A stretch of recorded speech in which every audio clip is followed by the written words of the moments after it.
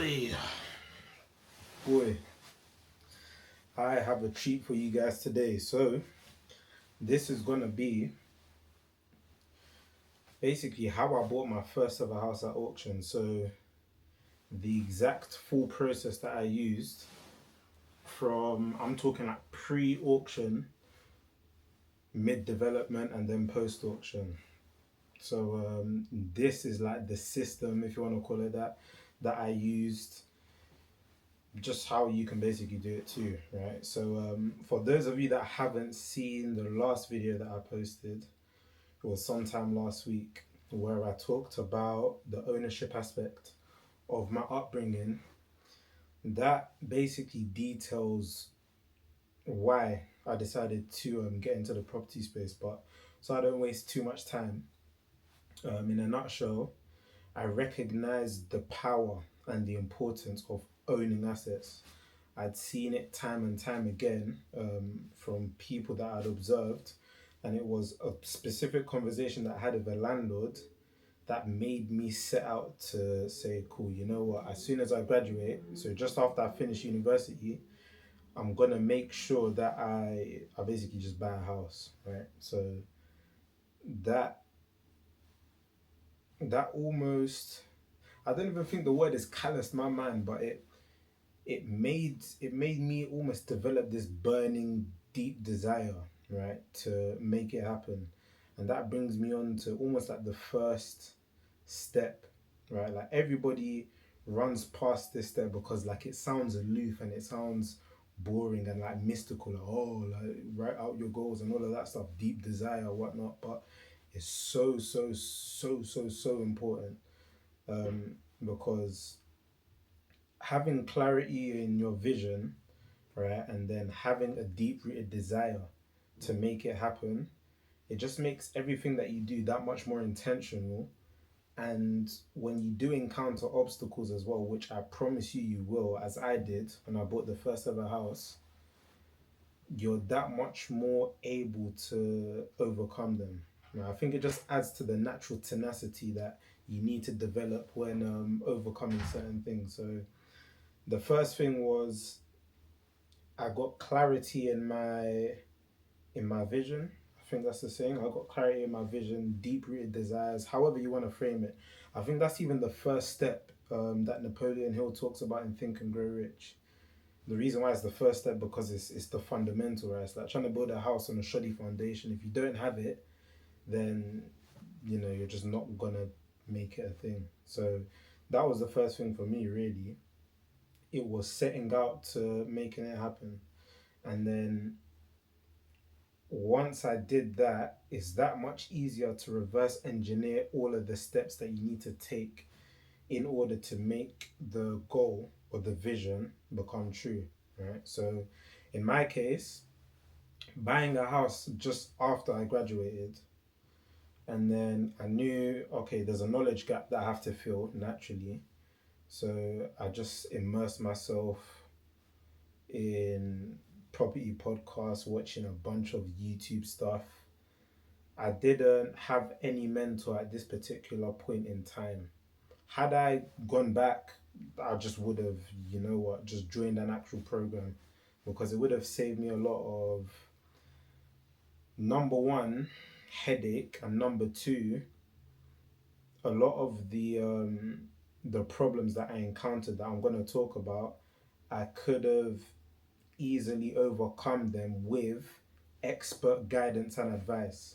And that's something that we often delude ourselves into thinking that we don't need it, um, for whatever reason. I don't know. For myself, it's like it just didn't really align with how I was brought up. It's almost like hold on to everything, and spending money on like knowledge didn't make sense to me at that point in time. If I could go back in time, I would have done it.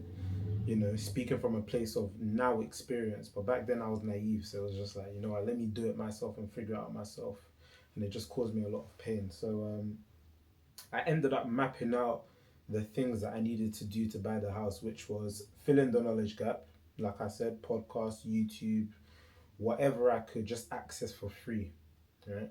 And there's a lot of conflicting information online, so it's It's about trying to organize it in a way that makes sense for your pursuit. So the knowledge gap, I needed to understand how to run my numbers, right? That was step number two. So by watching videos and whatnot, I started to somewhat piece things together. Um, Getting knowledge on areas, how to do certain types of due diligence. So knowing if my strategy would work, right, in a given area. So blame it on my naivety or whatever you want to, but I was just lazy, right? Like, I was just like, you know what? Rather than having to do all of the due diligence to find out if an area that I'm not familiar with works, I said, let me buy the house in Leicester because I went to university there. I know the lay of the land, so to say. And I had this idea in my mind that I wanted to buy a house and turn it into like a student house or student HMO if we're using the proper terms, because the conversation that made me want to enter property was one with one of my previous landlords, and I basically just pocket watched the guy. Right, I found out how much he was making just off us alone. He had about 20 other yards, and I was like, "Fucking, I want to be like this guy." So that's what gave me the idea. You know, like we learn from the people that we're around. So I said, "Fuck it, let me just do what he's doing. It's working for him, so why not?" Um, Come to find out that I couldn't do what I intended to do, but that was the original plan anyway. So I had the area sorted, I had my strategy sorted because I was just like, this guy's doing it, it works for him. I want to be like him, therefore it must work for me, right? I didn't try to reinvent any type of will, whatever. So buy a house, convert into student HMO. So basically, like a B triple R is what they call it. B triple R meaning buy, refurbish, refinance, rent. That's the technical online term for it. So I found out how to run my numbers as well as I could at the time. I found out the strategy that I wanted to do, the area I already knew. So then it was at this stage, it was just a matter of me doing it, right? And at this point in time, again, it refers almost back to my old video where I talk about risk and fear, right? Because both of those concepts eluded me because I didn't have any like battle scars or anything. I'd never done it, and I just had the confidence and the belief that I could make it work. So I just went straight to taking action, really.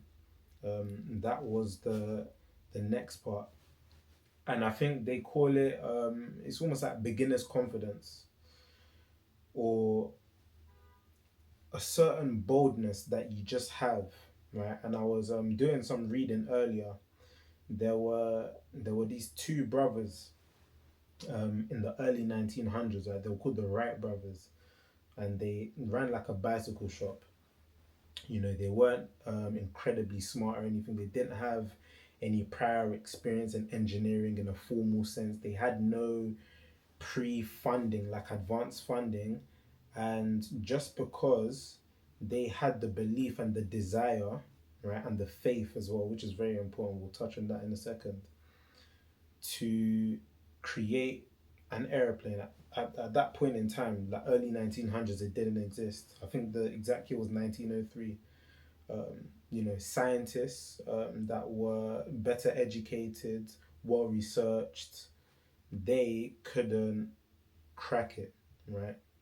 But these two brothers that had the belief and the desire and just that raw, bold confidence that I'm mentioning, they were able to create the first ever airplane in 1903, right? And it was just the willingness to make it happen, the desire and the faith, right? That's the first step. Desire, the first step in Think and Grow Rich. The second one is faith, right? Faith that you can basically make it happen. And largely, what we'll come to do in life, right, is a what do they call it? Like a concept or figment of our imagination, or whatever that term is. So if we tell ourselves we can do something, then we can. And ultimately, that was what happened with me back then. it's like I saw no sight of failure. So I just said, fuck it, you know what? Let me just start finding houses. So Rightmove was the portal that I was using at the time. I didn't really know about any advanced tools and stuff like that. Like these days, Property Engine, Property Data, etc. Even AI tools as well. Back then, it was just straight graft, right? Like just going on Rightmove, looking at listings, running my numbers on paper. So it was almost like a therapeutic discipline. Like every day, whether I would like go on a walk or run, I'd listen to the property podcast.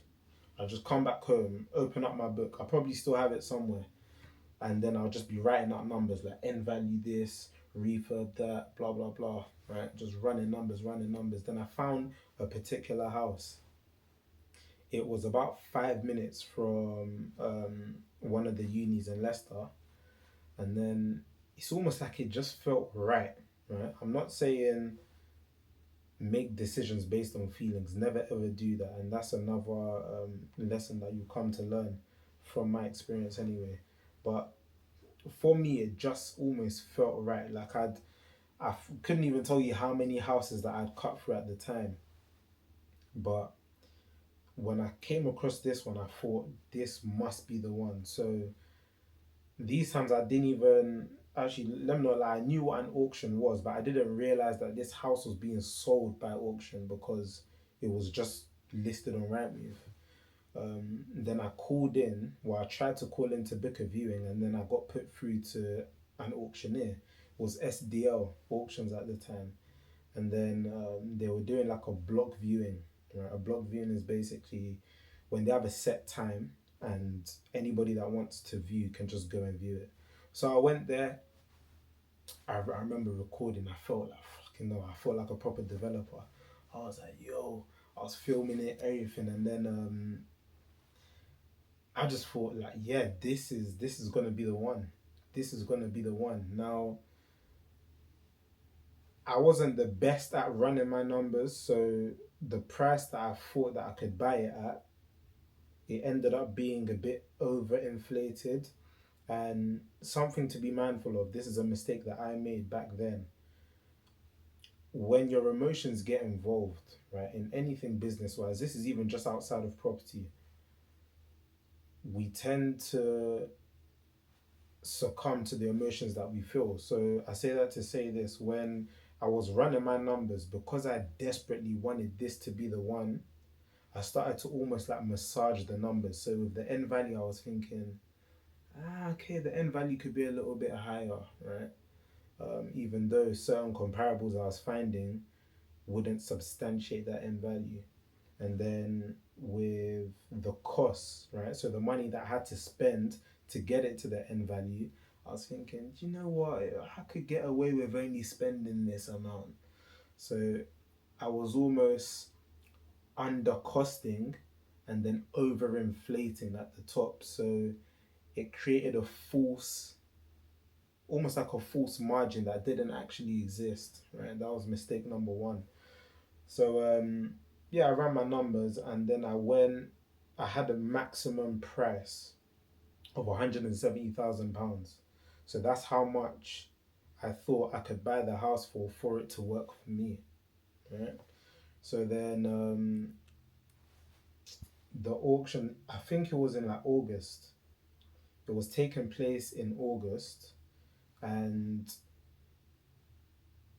how I was gonna fund it was by getting a bridging loan. Now this video, I'm not gonna, like I said, this is already gonna be a long video, right? It's gonna be around 30-40 minutes, so I don't wanna make it too long. So I won't describe exactly what bridging loans are in depth, but in a nutshell, it's essentially, think of it like a short-term mortgage. So it's the type of financing that you would use to purchase a house that you intend on either exiting onto longer term finance like an actual mortgage, or you intend on flipping it, right? So you don't intend on keeping a bridging loan because it's high interest finance. That's why it's seen as high risk finance, and it's specific for its intended use. It's fit for purpose. It exists for a reason. Now, like I said, from the research that I was doing, the videos I was watching and stuff, I vaguely knew about bridging loans, but I didn't actually know how they worked really. But I just said, fuck it, you know what? Like, it's just numbers, right? I'm quite a smart guy. I can figure it out. Um, but what I didn't know, so I only had a certain amount um, of money, and the 25% deposit, in my head, I thought 25% I'm going to need, the bridging loan will give me the other 75%. But what I didn't know, right, and this ended up biting me in the ass, depending on how you look at it, was a lot of bridging lenders, they take all of their money up front from day one. So, case in point, if you're getting a bridging loan over a 12-month term and they charge 1% per month, rule of thumb, over the 12 months, let's just say for ease, they charge you £1,000 a month, 12 grand, you need to pay them. What they'll do, rather than giving you, let's say, £75,000, they'll take the 12,000, deduct it from the 75,000, and give you what's known as like a net loan. So rather than it being gross, they take their money and then they give you a net loan, which is less. But on paper, they're still giving you 75% because they've just paid themselves up front. So rather than 25%, I ended up needing around an extra like 15% or so because there's fees and stuff. I can get into it in another video, like all of the actual intricate numbers and stuff like that, like how to actually understand the numbers. I don't want to. It's quite a lot to grasp for one video, right? So if you don't understand this part, just say it in the comments or something. Elaborate on blah blah blah, and I'll make another video on it. But I say that to say that I didn't actually have enough money, right? But I had gone to the auction. It wasn't in person. These times it was online because of COVID, and then I won. I remember it started off at I think around 120, 130. It just kept going up 125, 130, 135, 140, there. You know how they be with auction. So it got to 165. I was yet to bid, right? And then it just stopped. Maybe it was God saying, "Ah, cool. Let me put a pause on this, Reese. Now's your chance." You said you can buy it for 170. Bid your 170. So the guy, the auctioneer, was just yapping in the back saying 165. Do I hear a 160? Or he was saying whatever, and then you see like the feeling of like just like fuck. Oh my gosh, this is real. Like this is really happening. Maybe it was like it's nervousness or just misinterpreted excitement. I think it was. I was just like shit.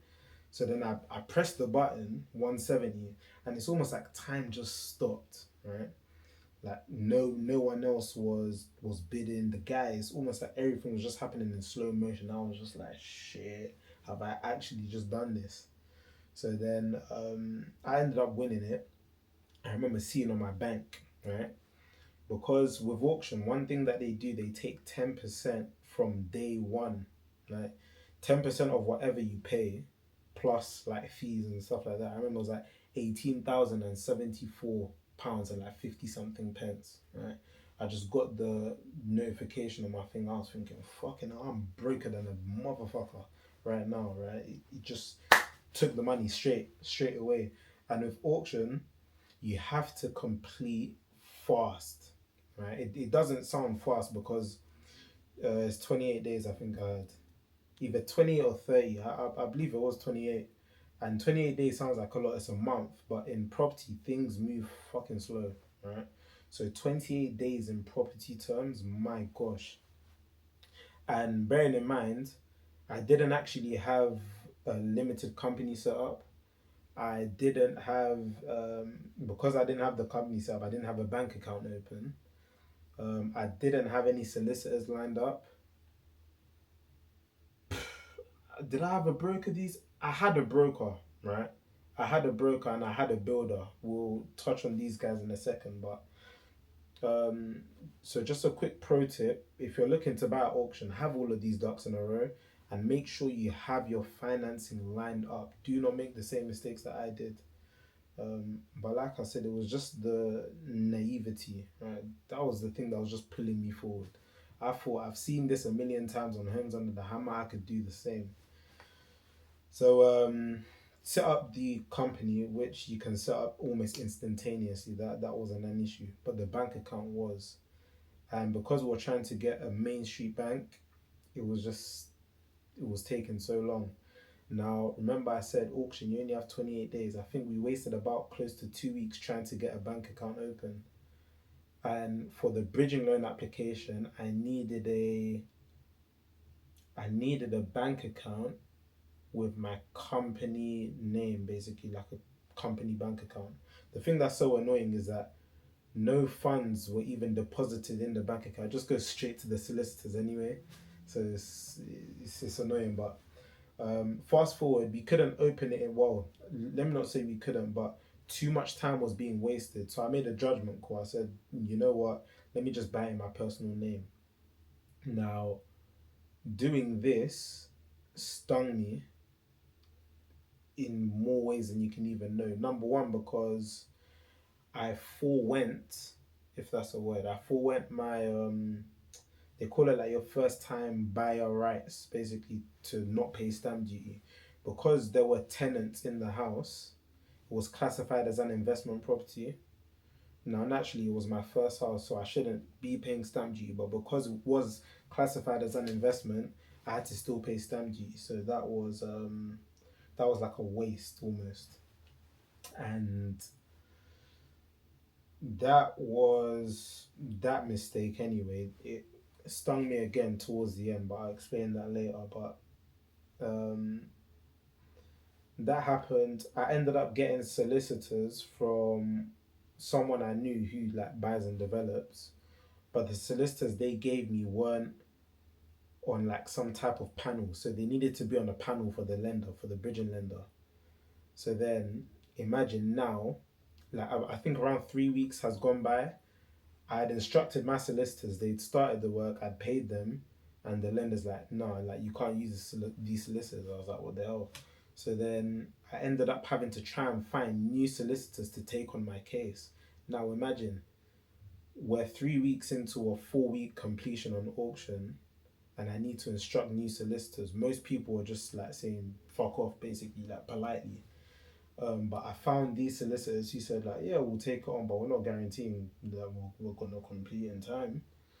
And at this stage, I was desperate, so I was like, you know what, like, can't be worse than it already is, right? So I said, yeah, cool, whatever. Then what happened was with conveyancing, there's a bunch of stuff that needs to get done. So the solicitors, this might sound like jargon by the way, guys, as well. So I'll try and make it as palatable as possible. So they have to do like searches and stuff. Basically, all of the due diligence, like let's just bracket it under due diligence. They have to do all of that to make sure that you're not just buying a piece of shit, pretty much. So that happens now. They do that in the back. The lenders they ask their own questions and stuff like that. With bridging lenders, they're not really that strict because they pay themselves from day one, so they've got their money. And as long as the project makes sense, you've got a clear exit, meaning you have a clear way to repay them, then they're easy. They'll give you the money. So that happened now, and the plan for the property, because the area was Article 4, basically just means that you can't create a new HMO without full planning permission from the council.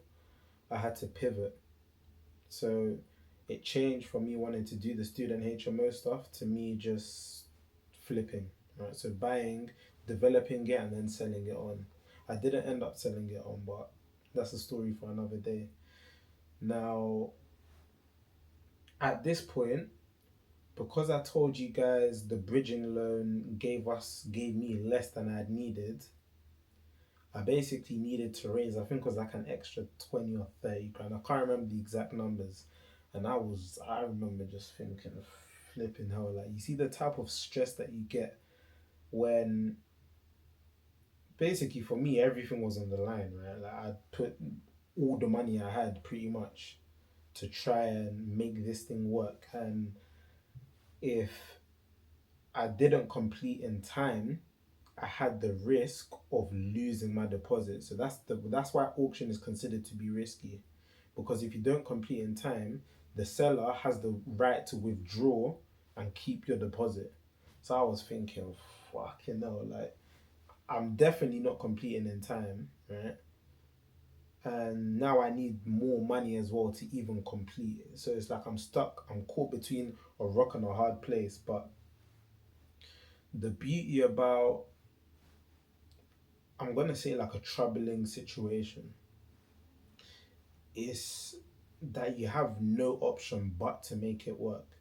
It's almost like you just have to do whatever it takes, right, to make it happen. And that was the case for me. So it reminds me of a story I was told.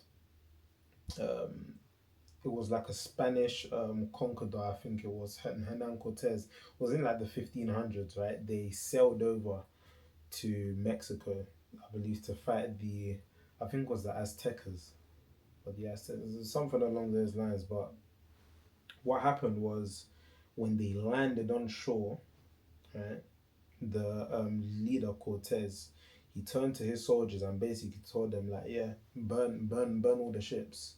Obviously, the soldiers were thinking like, bro, you fucking lost your mind. He told them, yeah, burn all the ships, bro. Like the only way we're making it off this fucking island, this place, is if we completely destroy the opposition. Now, granted, they were outnumbered.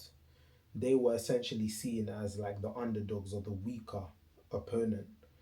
But because they got rid of their only form of escape, they were forced to make it happen. And there's something spiritual about just going all in. And that's basically what happened with me at the time. It's like there was no way back. It's not like I could just pull out and say like, yeah, no, actually I don't want to buy anymore, or things have happened. I paid already close to even over 20 grand once you factor in deposit, fees, solicitor fees, broker fees, all of these different niggling fees. That's another thing about this game. There's so many fees. So it was sink or swim, right? And it's like they say, pressure is a privilege. It truly is when you make it work for you, and that was me in that case. I had to make it work for me.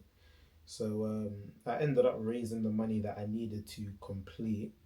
Right, there were tenants in situ, so I couldn't really start any type of development work for a few months until the tenants moved out. That's another story for another day, a whole another video. But for the pure lens of this video, right, with how I actually bought the house, it was number one, again, getting clear. So a clearly defined goal, making sure that I knew what I wanted, right? Because when you know what you want, it's so much easier to map out the exact steps that you need to take to get to the goal.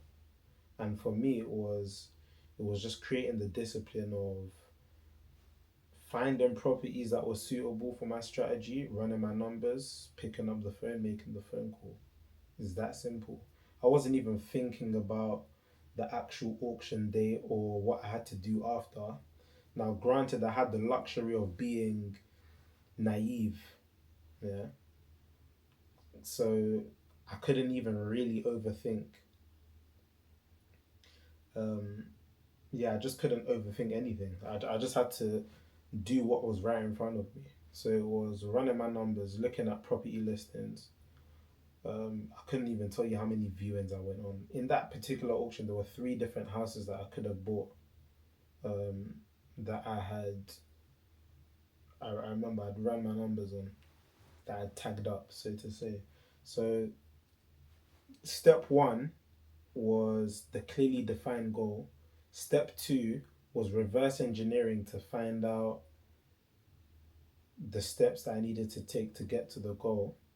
Step three, or rather step one in that whole process, then after I got clear on those things, was um, to start like finding suitable houses first and then running numbers. Um, After running the numbers, or like adding it to a pipeline, at the time I didn't even know what the hell a pipeline was, but that's essentially what I was doing without knowing it. After running my numbers, calling agents, booking in viewings. I was a viewing junkie. I was looking at house after house. I thought I was like Ellen Hugh Holmes and those big boys, like just fucking looking at houses. It was, yeah, don't know why it just made me excited about the whole process. So I was doing a bunch of viewings, trying to put offers forward. Right, that was step number three. You can almost wrap that in with running your numbers, because really and truly, when you run your numbers, that determines whether or not something is even feasible. And these days, I don't even view a house if my offer isn't in the region of something they'll accept. But back then, I was just happy to view anything. So, finding suitable properties, running my numbers, booking in viewings, speaking to builders as well. That was another thing, because with projects like the one I was looking to do, it's very, very, very, like, it's crucial to understand how much things cost. At that point in time, I hadn't a clue. I was basically pissing in the wind until I spoke to builders. Um, so that was that step, and once I'd done that, then it was just putting offers forward. Putting offers forward. Once you put offers forward, eventually one will stick. It's a volume game, right? If you keep putting up, it's almost like how they say with basketballers, if you just focus on making enough shots, eventually one will go in. So rather than trying to find the banger that will go in, just focus on putting up shots, putting up shots, putting up shots. And that's what I was doing in the property context. I was just focusing on running my numbers, putting offers forward, offers forward, offers forward, offers forward, offers forward. Eventually, one will materialize. And it just so happened that this one, was auction. I didn't set out to buy auction, but it's just how the things worked. Um, then after that step, right, you've got doing all of the things that you need to do to take it from offer accepted, or in my case, winning the bid, to completing. And there's a whole bunch of stuff. So I'm going to break it down into micro steps here. Is number one was setting up my limited company instantaneous. It cost £50 now. Back then it was like 10. Um, Setting up the limited company, opening up a company bank account, right? If you're not buying at auction, these things you don't need to bother yourself about doing until you actually get an offer accepted. Right? I don't. People tend to, and I used to do it as well.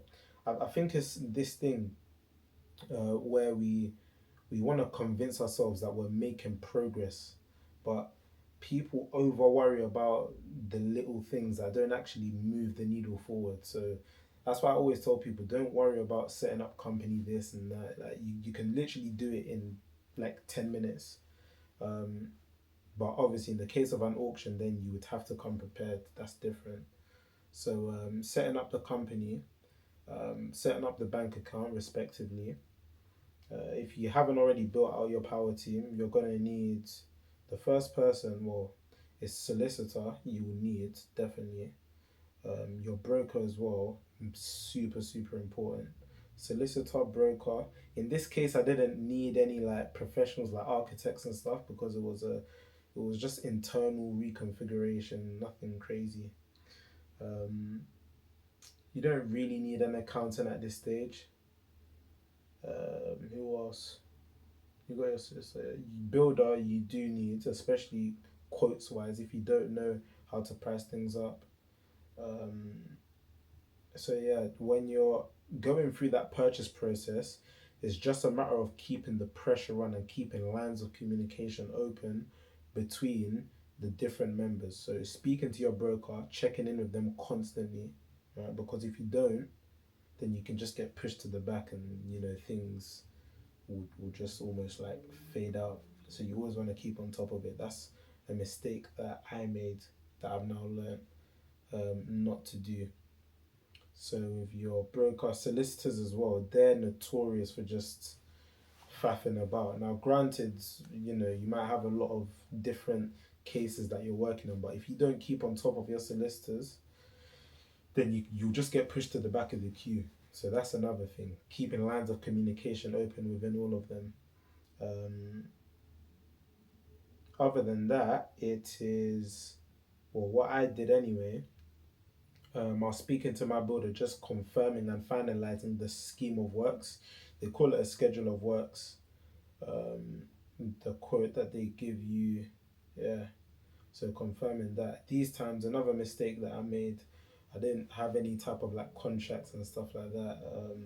I was almost just like leaning on their experience. I was inexperienced. They'd done a bunch of stuff, and I almost just expected them to do the right thing and to do things how they should have been done, development wise, payment wise. But you just always assume that people will fuck up, and like it sounds very negative, but you always just save yourself, right? Like headache and hassle.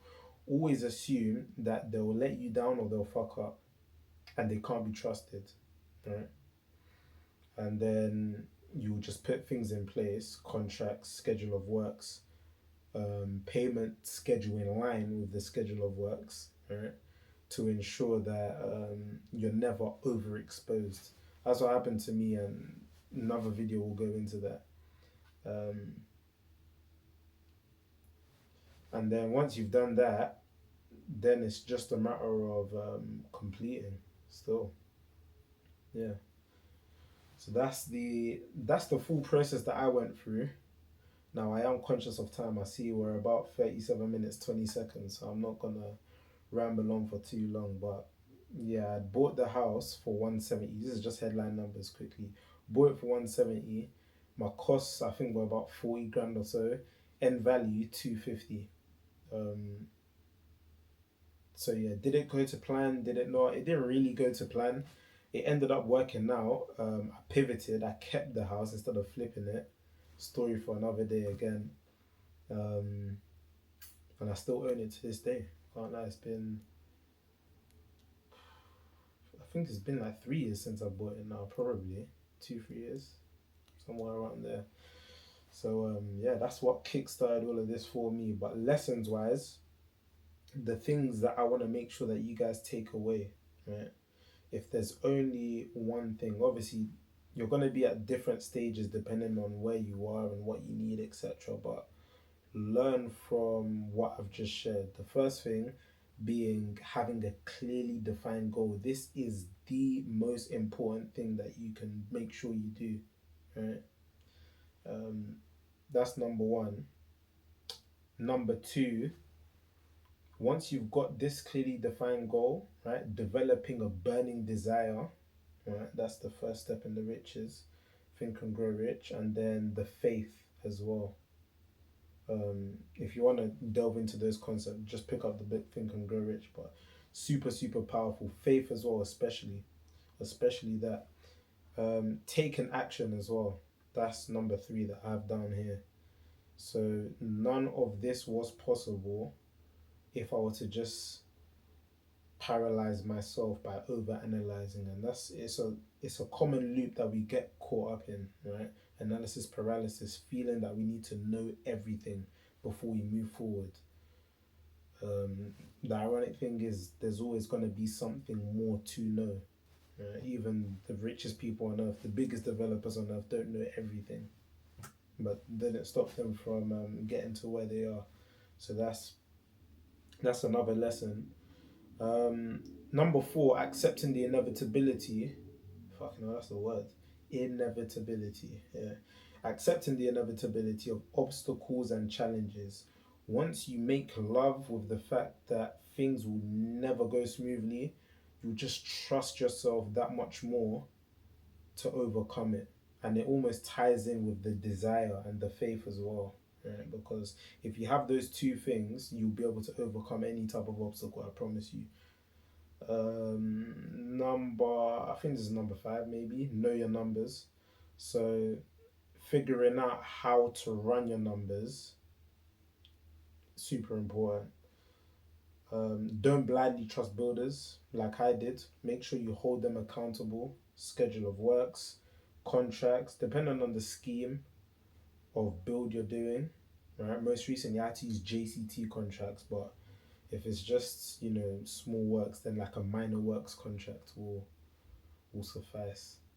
Um, and then lastly, don't be afraid to ask for help. This is something that I suffered with. I shouldn't even say suffered past tense because I still somewhat suffer with it to this day. I think it's just like a natural male ego thing. But don't be afraid to ask for help because there's always going to be someone out there that can advise you correctly, right? That's been there, done that. Um, it's like they say a problem shared is a problem halved. So, yeah, don't do everything by yourself. I did it. I suffered in silence. I fucking suffered still. So yeah, just don't make that same mistake. Ideally, if you could get some type of like mentor, expert guidance, I'd highly recommend it.